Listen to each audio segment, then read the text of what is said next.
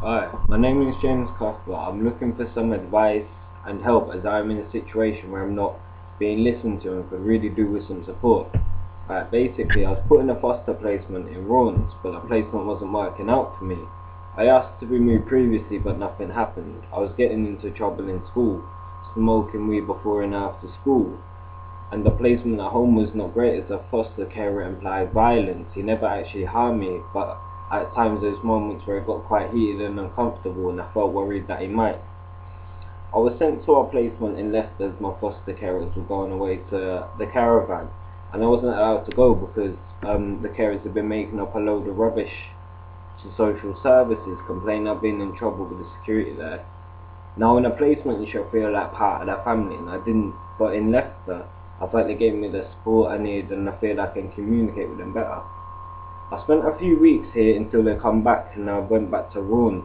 Then 4 weeks ago I come back to Leicester for more respite, and then I thought to myself, this is a good placement, much more relaxed atmosphere, and I thought I could achieve more here.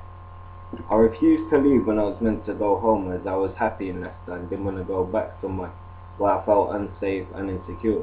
In social services decided to bring my foster parent from Raunds to Leicester to try and get me home, and I felt this put me in an awkward situation and it was a bit unprofessional. After a chat with social service, they agreed to let me stay another day as they felt it might be better for everyone, so they knew that I'll be safe.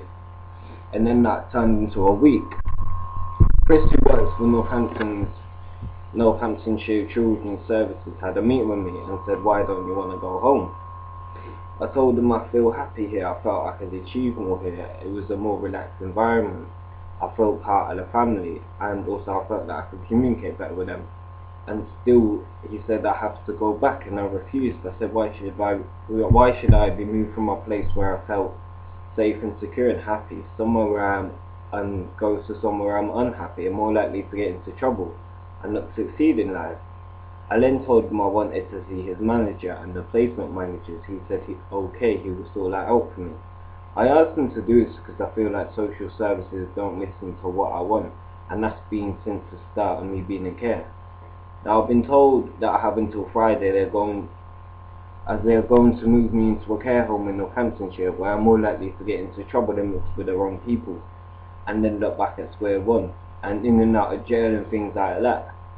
Now my social worker Chris said I could have my say in where I go and have a talk with his managers, but it hasn't happened.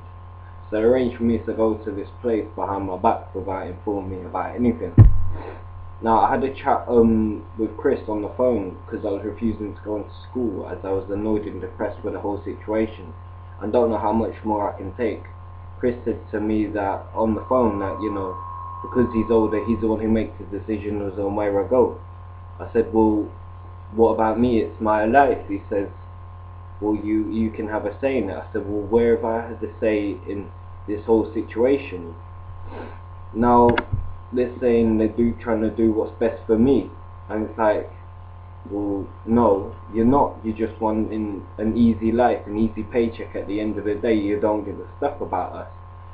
Now I've been depressed before and self-harmed, and now it's affecting my chest, as in pains caused by anxiety, and it's affecting my appetite and sleeping. Look, yeah, I'm not asking for much just to be happy. You know what I mean? Is this really what a 15-year-old should be going through? At the end of the day, I'm suffering because they won't listen to me. So I made this video in desperation for anyone who might be able to help. Thank you.